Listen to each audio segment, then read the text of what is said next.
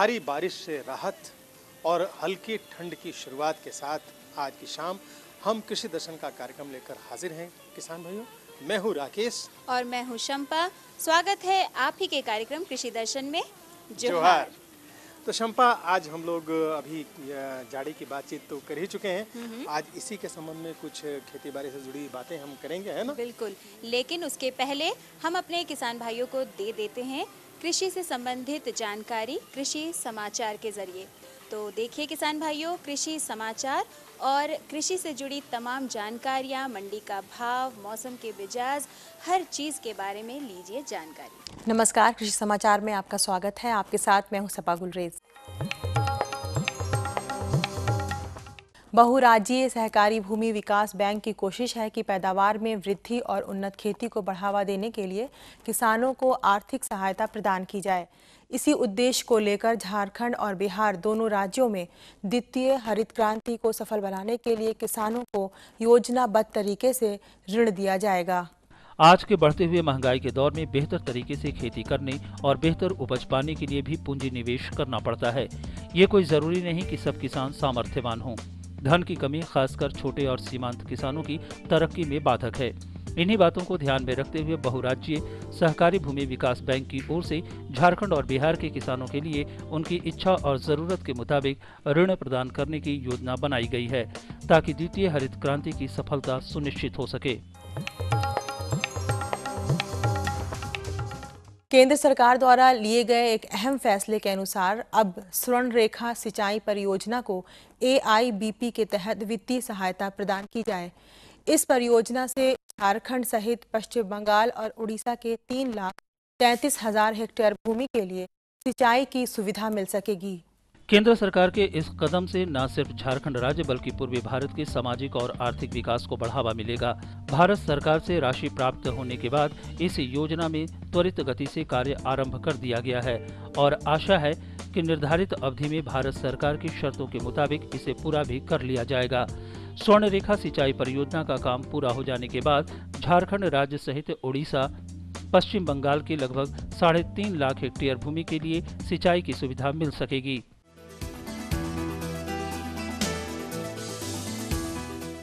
धान की फसल में ब्लास्ट यानी झुलसा रोग लग जाने पर बालियों में और बालियों से सटे तना में दाग दिखाई देने लगता है। इस रोग के नियंत्रण के लिए सार्फ नामक दवा 1 ग्राम प्रति लीटर पानी के दर से मिलाकर घोल बनाएं और धान की फसल में छिड़काव करें। झारखंड में उपजाया जाने वाला सबसे प्रमुख खाद्यान्न है धान। हर किसान को उम्मीद होती है कि हमें हमारे खेतों से धान की बेहतर उपज मिले। धान फसल की शुरुआती बढ़वार बहुत अच्छी हो, लेकिन बाली निकलने पर ही ब्लास्ट यानी झुलसा जैसे रोग लग जाए तो उत्पादन पर प्रतिकूल प्रभाव पड़ता है। इसलिए किसान अपने धान फसल पर सदा निगरानी रखें, पता चलते ही तुरंत उपचार करें। छुटकारा पाने के लिए साफ नाम का दवाई जो है उसका भी 1 ग्राम प्रति लीटर पानी में घोल बनाना है और इसका छिड़काव करना है। तो इस तरह से दोनों बीमारी का निदान कर सकते हैं। उसी तरह से जितना भी हानिकारक कीड़ा है जैसे तना छेदक, गंधी बग, इन कीड़ों से निजात पाने के लिए आप मोनोक्रोफॉस या क्लोरपायरीफॉस नाम का दवाई है उसका 2.5 से 3 मिलीलीटर प्रति लीटर पानी में घोल बनाना है और इसका जलीय घोल का छिड़काव फसलों पर आवश्यकता अनुसार 15-20 दिन के अंतराल पर करना है। राज्य के किसान अक्टूबर से नवंबर महीने तक नाशपाती का पौधा लगा सकते हैं।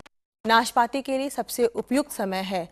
नाशपाती के बेहतर उत्पादन के लिए विलियम, कश्मीरी नख, पत्थर नख और नेतरहार्ट लोकल नामक उन्नत प्रभेद लगाएं। इसकी उपज क्षमता 30 से 40 टन प्रति हेक्टेयर है। झारखंड के कई इलाकों में कंकड़ीली और दोमट मिट्टी पाई जाती है और इस किस्म की मिट्टी में फलदार फसल नाशपाती उत्पादन के लिए सबसे उपयुक्त है।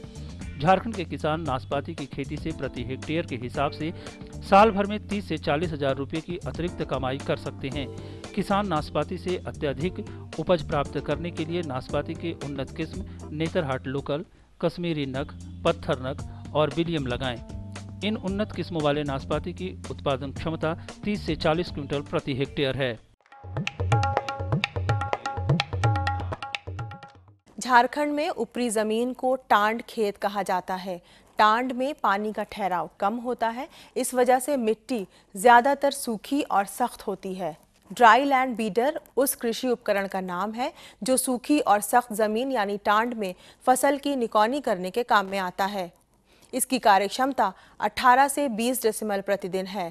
टांड खेत में खासतौर पर खरीफ की खेती की जाती है। खरीफ फसल बारिश पर आधारित होता है और ऊपरी जमीन में पानी का ठहराव कम होता है। इस वजह से इसमें धान से अधिक दलहन, तेलहन और मड़ुआ की खेती की जाती है। इन सारी फसलों में अन्य फसलों की तरह निकौनी का कार्य भी जरूरी होता है, लेकिन टांड जैसे सूखे और सख्त जमीन के लिए ये जरा मुश्किल काम हो जाता है। इन खेतों में निकौनी करने के लिए सबसे उपयुक्त कृषि उपकरण होता है dry land bidder. Dry land bidder की कार्यक्षमता 18 से 20 डिसमिल प्रतिदिन है। ये बहुत आसानी से टांड खेत में निकौनी का काम करता है। जीविकोपार्जन के लिए वर्तमान युवा पीढ़ी हैंडसम सैलरी वाले नौकरी को ज्यादा तवज्जो दे रही है, लेकिन अपनी मिट्टी से जुड़े बीकॉम पास आनंद तिवारी एक नई लीक बना रहे हैं और खेतीबाड़ी को अपनी जीविका का साधन बना रहे हैं। इस कामयाब युवा किसान के पास आज अपना ट्रैक्टर भी है जो इन्होंने अपनी खेती की कमाई से खरीदी है। एक युवा किसान, शिक्षित किसान, प्रगतिशील किसान आनंद तिवारी ये खेती करते जी जान से और रिकॉर्ड पैदावार भी पाते हैं। ये नए जमाने के हैं और उन्नत खेती के लिए आधुनिक पद्धति के पक्षधर हैं। फिर मैंने देखा कि कृषि कार्य में प्रोडक्शन लागत को हम लोग अगर कम करते हैं तो बहुत सा तरह का उन्नत कृषि कर सकते हैं। टाइम के अनुसार हर फसल, मौसम और खेती की वैरायटी, बीज, इस सब बातों का अगर आप ध्यान देके कृषि कार्य करते हैं तो निश्चित रूप से ही आप एक सफल किसान के रूप में माने जाएंगे। और आइए अब एक नजर डालते हैं कृषि जगत से जुड़ी कुछ खास गतिविधियों पर। बिरसा कृषि विश्वविद्यालय द्वारा राज्य स्तरीय रबी कार्यशाला 2012-13 का आयोजन किया गया। इस अवसर पर कृषि सचिव ए.के. सिंह ने कहा कि रबी फसल के लिए किसान रखी गई बीज को उपचारित करके ही लगाएं या बिरसा कृषि विश्वविद्यालय से अनुदानित दर पर बीज प्राप्त करें। उसके बाद अपना बीज है उस बीज को उपचारित करते हुए ताकि उससे बेहतर परिणाम हो, उस पर बीमारी नहीं लगे और अच्छे रिजल्ट्स आएँ, तो उसको भी आपको उपचारित का अभियान उसको जिलावार, आपको पंचायतवार करना चाहिए और उसका डिटेल आप डायरेक्टर साहब को उपलब्ध कराएंगे। मौके पर के सोन, आर.पी. सिंह रतन, आर.पी. सिंह तथा कृषि जगत से जुड़े कई गणमान्य लोग उपस्थित थे। अब एक नजर राज्य के 4 प्रमुख शहरों के मौसम के मिजाज पर।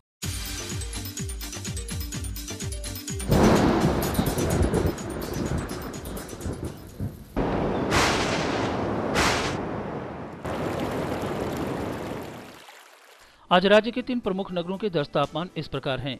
रांची का न्यूनतम तापमान 20.1 डिग्री सेल्सियस और अधिकतम 31.2 डिग्री सेल्सियस।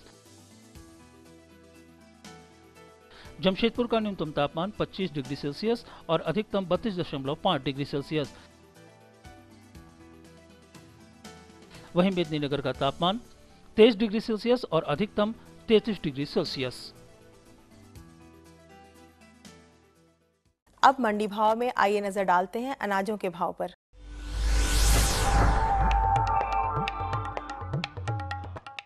आज कृषि उत्पाद बाजार समिति पंडरा रांची में दर्ज किए गए विभिन्न खाद्यान्नों के थोक भाव इस प्रकार हैं।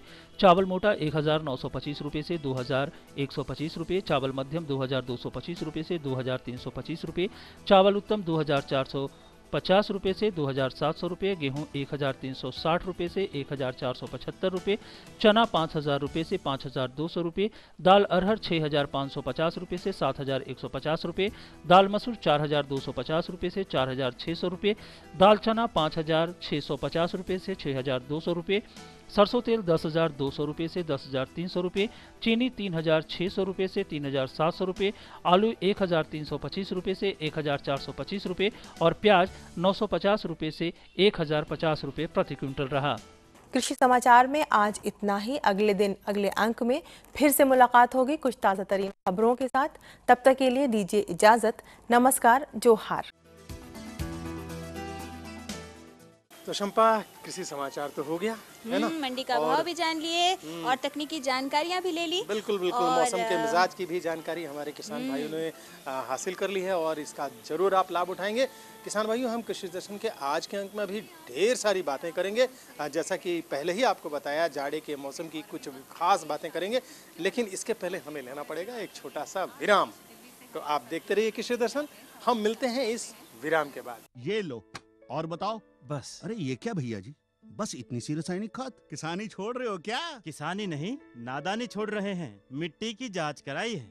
अब तो लालाजी जितनी जरूरत है उतने ही उर्वरक खेत में डालेंगे। हाँ, किसान भाई आज ही अपने जिले की नजदीकी भूमि परीक्षण प्रयोगशाला में मिट्टी की जांच जरूर करवाएं और मिट्टी में पोषक तत्व, नमी व पौधे के विकास को देखते हुए केवल जरूरत के अनुसार ही पोषक तत्व डालें। और हाँ, मिट्टी में गंधक, जस्ता, बोरोन जैसे सूक्ष्म पोषक तत्वों का पता लगाना भी न भूलें।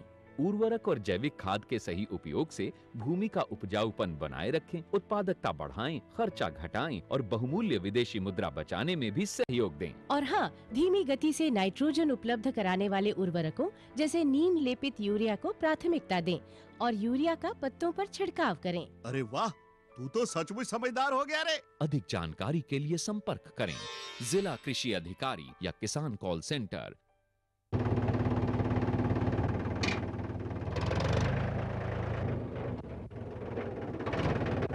अरे हरकू वाह, बीज, कीटनाशक और आज खाद भी। अरे इतना खर्चा कहाँ से?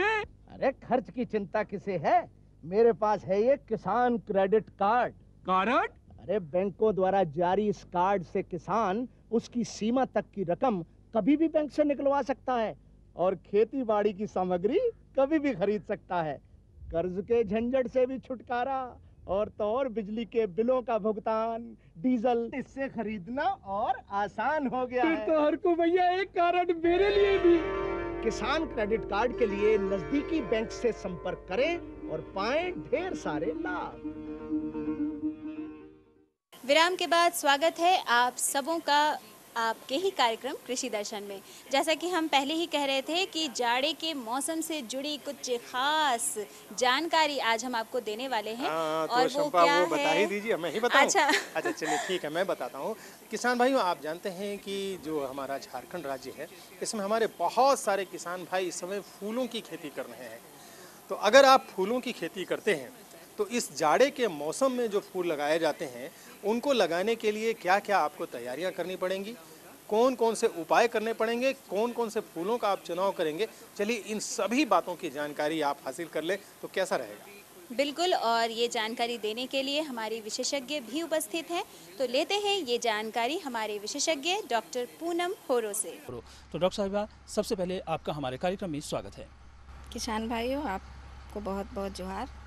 डॉक्टर साहिबा, हम सबसे पहले ये जानना चाहेंगे कि झारखंड में फूलों की खेती की क्या संभावना है।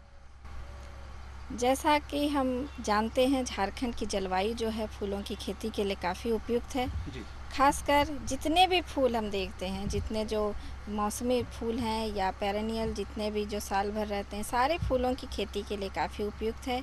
एक तो तापक्रम के रूप में भी उपयुक्त है, साथ ही साथ यहाँ जो मिट्टी का स्ट्रक्चर है वो भी इसकी खेती के लिए काफ़ी उपयुक्त है, क्योंकि यहाँ की मिट्टी में ख़ास बात ये है कि यहाँ पानी का जमाव बहुत कम होता है, जिसके कारण जड़ सड़ने की जो बीमारी फूलों में मुख्य रूप से होती है वो होने की संभावना यहाँ कम होती है। तो इस तरह सारे फूलों को देखेंगे तो इस यहाँ की जलवायु जो है इन फूलों की खेती के लिए काफ़ी उपयुक्त है। तो किसान भाइयों, फूल शांति और सौंदर्य का प्रतीक है और साथ ही ये समृद्धि, आपकी समृद्धि में सहायक साबित हो सकता है अगर आप फूलों की खेती करते हैं। डॉक्टर साहिबा, हम जानना चाहेंगे कि फूलों की खेती के लिए मिट्टी कैसी होनी चाहिए।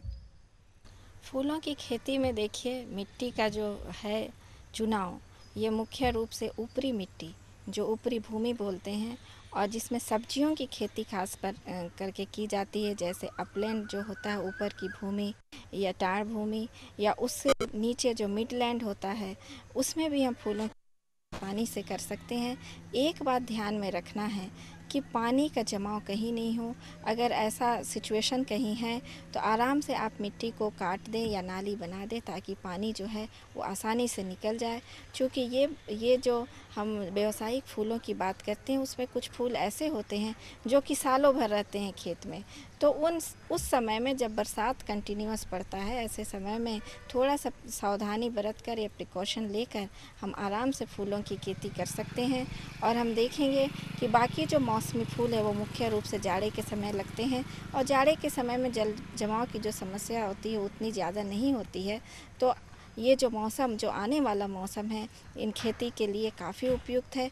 और ये जो हम जानते हैं कि बसंत ऋतु का भी समय होता है और ऐसे समय में खिले हुए फूल देखने में और काफ़ी सुंदर दिखते हैं। और इसकी तैयारी जो होती है वो बरसात के बाद से ही शुरू हो जाती है, अर्थात सितंबर का महीना जैसे ख़त्म होता है, अक्टूबर से इन फूलों की तैयारी हम शुरू कर देते हैं।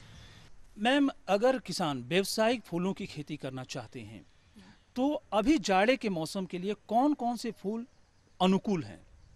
मुख्य रूप से अगर हम व्यावसायिक फूलों की बात करें तो मुख्य रूप से जो आप फूल के मार्केट में या बाज़ार में देखते हैं, जो ग्लैडुलस है, गेंदा है, गुलाब है और आप उसके अलावा गुलदाउदी है, ये सारे फूल जो हैं ये इसी मौसम के फूल हैं और आसानी से आप इसे लगा सकते हैं। नर्सरी में इसके जो बिचड़े होते हैं वो तैयार कर उसे ट्रांसप्लांट कर सकते हैं या डायरेक्ट सोइंग भी आप अपने फील्ड में कर सकते हैं। और इसके अलावा जो मौसमी फूल होते हैं उसकी नर्सरी से काफ़ी हद तक लाभ कमाया जा सकता है, क्योंकि आज लोग अपने बागीचे में तरह तरह के फूलों को लगाना पसंद करते हैं। इसके लिए किसान भाई आसानी से नर्सरी भी बना सकते हैं और इसका व्यवसायीकरण भी कर सकते हैं। इस नर्सरी का अच्छा बिचड़े तैयार कर इसके बिचड़े को बेचना और सही दाम पर इसे लोगों तक पहुंचाना, ये काफ़ी अच्छा व्यवसाय है और इससे भी ये लाभ कमा सकते हैं। तो किसान भाइयों, अभी आपने सुना कि किस तरह से आप फूलों से अधिक लाभ कमा सकते हैं। आप फूल की खेती करके, आप व्यावसायिक खेती करके आप फूल तो बेच ही सकते हैं, उसके नर्सरी तैयार करके आप उसके पौधे भी बेच करके अच्छा लाभ कमा सकते हैं। मैम, हम ये जानना चाहेंगे कि अभी फूलों की खेती की तैयारी करने का समय है, तो किसान भाई किस तरह से तैयारी करें और किन बातों का तैयारी करते समय ध्यान रखें? अभी जैसे ही बरसात का मौसम बीतता है तो खेतों की तैयारी किसानों को शुरू कर देनी चाहिए। और ऐसे अभी के समय में जब पानी का बीच में देख रहे हैं कि पानी बीच में रुक रहा है, ऐसे समय में एक बार वो अपने खेतों की जुताई आवश्यक रूप से कर दें, मिट्टी को पलट दें ताकि जितने कीड़े मकोड़े जो बीच में धूप पड़ते हैं उसमें जो कीड़े मकोड़े हैं वो मर जाएं। और साथ ही साथ अगर आप खरपतवार का छिड़काव करना चाहते हैं तो जितने भी लगाने के बुआई के पहले जो भी खरपतवार लगाए जाते हैं, जैसे ग्लाइफोसेट वगैरह भी आप यूज कर सकते हैं या मेट्रीब्यूजिन, पेंडेमिथिलिन, ये सब जितने भी खरपतवार हैं आप एक जुताई करके इसको आप छिड़क सकते हैं ताकि जितने खरपतवार की समस्या है वो फूलों के जब आप उत्पादन करते हैं उस समय ना आए। इसको आप ध्यान में रखकर इनका छिड़काव कर सकते हैं। और जैसे जैसे समय बीतता जाएगा, अक्टूबर का महीना आएगा, आप इसमें अच्छी तरह जुताई करेंगे, क्यारी बनाएंगे और साथ ही साथ गोबर, जहाँ जितनी मात्रा में आपको गोबर उपलब्ध हो वो अपने खेतों में डालें ताकि मिट्टी का रंग जो है वो बदल जाए और उसके जो पानी को रोकने की जो क्षमता होती है, वाटर होल्डिंग कैपेसिटी, वो बढ़ जाए ताकि बीच बीच में जो हम सिंचाई देते हैं जाड़े के मौसम में वो कम देना पड़े।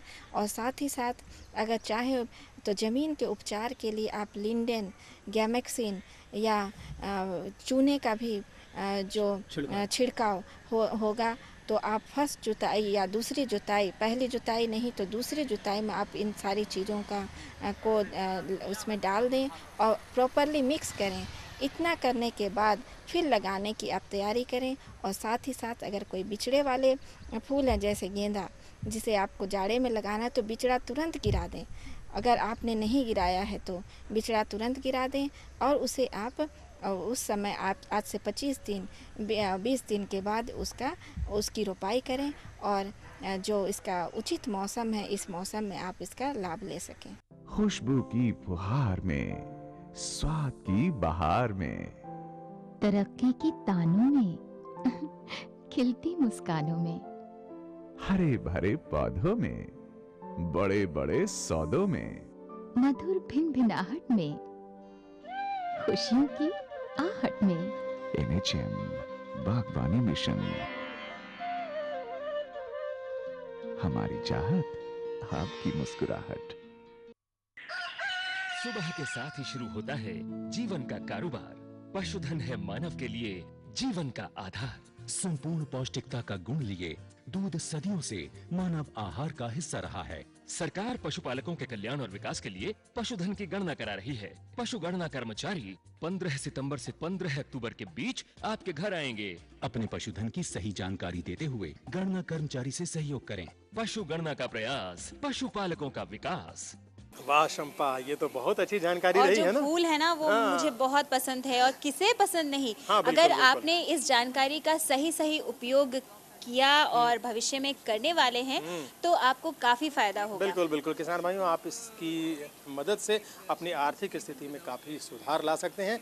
और देखिए ना, जब हम सुधारों की बात करते हैं, नए प्रयोगों की बात करते हैं, तो हमें बार बार ध्यान आता है अपने कुछ ऐसे किसान भाइयों का जो अपने क्षेत्र में हमेशा कोई ना कोई प्रयोग करते रहते हैं, कुछ ना कुछ नया करते रहते हैं। बिल्कुल, और तभी तो उनके बारे में जानकारी हम अपने कार्यक्रम में लाते हैं। तो फिर देर ना करते हुए एक बिल्कुल, सफल बिल्कुल। किसान के बारे में हमारे उनसे हम करवाते हैं मुलाकात। ठीक है, तो किसान भाइयों, हम करवा रहे हैं आपको अपने एक सफल किसान से मुलाकात। और इनसे मुलाकात कौन से हैं किसान भाई हमारे, आप बता दीजिए। हमारे जो किसान भाई हैं उनका नाम है रामपाल चौधरी। तो मिलते हैं इनसे। तो रामपाल चौधरी जी, आपका हमारे कार्यक्रम में स्वागत है। मेरा स्वागत है। चौधरी जी, हम जानना चाहते हैं कि आपने ये जो सफलता अर्जित की है एक सफल किसान के रूप में, उसके पीछे क्या राज है? अदरक का खेती करने के लिए मुझे प्रेरणा एक व्यवसायिक ने दिया। एक किसान था, हम लोग धनिया का खेती करते थे, धनिया पत्ता का, और जिसमें काफ़ी अच्छा आमदनी भी होता था। लेकिन धनिया का खेती में थोड़ा मेहनत ज़्यादा पड़ता है, और बीच में जब ख़राब होता है तो वही एक व्यापारी आया, हमको बोला कि बड़े भैया, सो आपसे उतना मेहनत हो नहीं सकेगा, आप समय पर नहीं कर पाएंगे, इसलिए आप वो है कि आप अदरक का खेती कीजिए। मुझे प्रेरणा वहाँ से मिला। मैंने अदरक का बीज के लिए जानकारी नहीं थी, बगल बस्ती एक गांव है यहाँ दुबलिया, वहाँ एक किसान लगाया था, वो बोला कि मेरे पास है। 1 क्विंटल 8 किलो अदरक हम वहाँ से ले आए।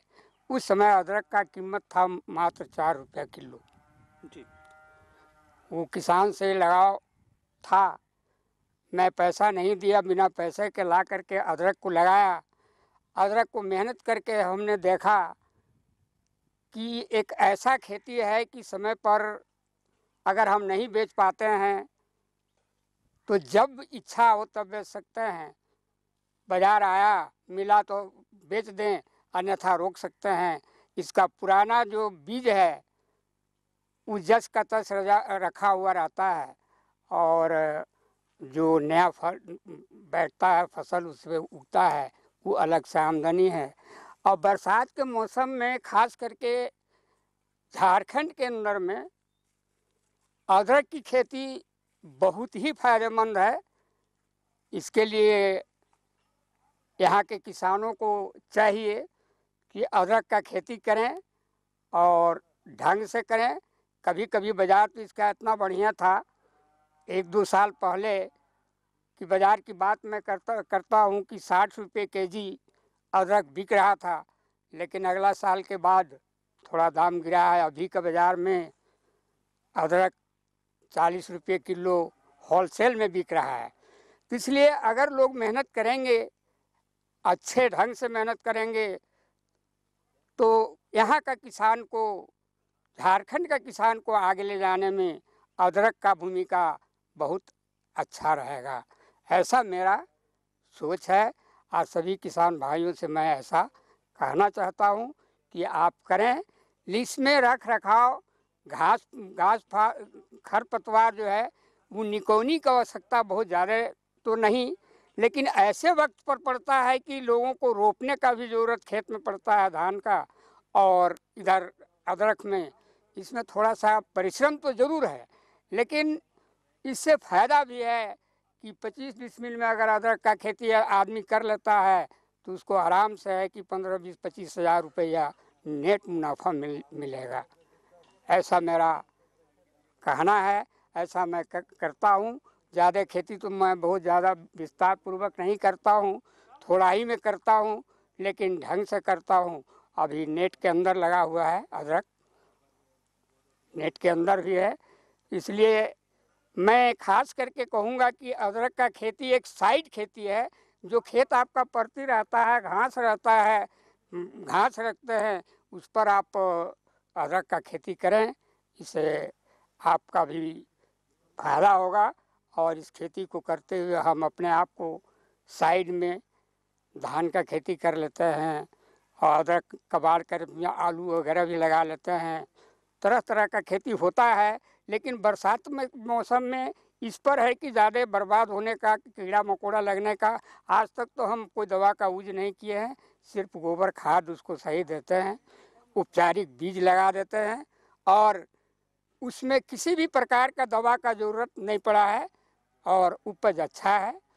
मैं इसलिए कहूँगा कि आप लोग जो भी जितने किसान भाई हैं ये अदरक का खेती करें। वाह शंपा वाह, क्या बात है। सचमुच। रामपाल जी ने तो अपनी खेती में बहुत ही चमत्कार किए हैं ना, और काफी उन्नति भी कर रहे हैं बिल्कुल, और बिल्कुल। भविष्य में भी करते ही रहेंगे। बिल्कुल। और किसान भाइयों, हम चाहते हैं कि आपसे आपकी जो सफलता है, आपकी जो बातें हैं, वो भी अगर हमारे पास तक पहुंचेंगी तो हम कार्यक्रम में उसको भी शामिल करना चाहेंगे, है ना? बिल्कुल करेंगे, ये तो कुछ कहने की बात है ही नहीं, करना ही है। लेकिन इसके लिए किसान भाइयों को हमें खत लिखना पड़ेगा और अपनी बात बतानी पड़ेगी, है और ना? साथ ही सुझाव भी देना पड़ेगा। और ज़रूरी है कि आपके खत हम तक पहुँचे, आपके सुझाव हम तक पहुँचे, हमारा पता आपके पास हो। तो फिर फटाफट लिख डालिए हमारा पता। हमारा पता है कार्यक्रम कृषि दर्शन, कृषि प्रकोष्ठ द्वारा निदेशक, दूरदर्शन केंद्र, रातू रोड, रांची, पिन संख्या 834001। तो शंपा, अब आज का वक्त तो खत्म हुआ, अब हमारे जाने का वक्त हो गया है। किसान भाइयों, तो किसान भाइयों, आप अपनी खेती में इसी प्रकार लगे रहिए, अपने पशुधन की ठीक से रक्षा कीजिए और साथ में पानी बचाइए, क्योंकि पानी है तो जिंदगानी है। इसी संदेश के साथ अपनी पूरी टीम की तरफ से हम आपसे मांगते हैं अनुमति।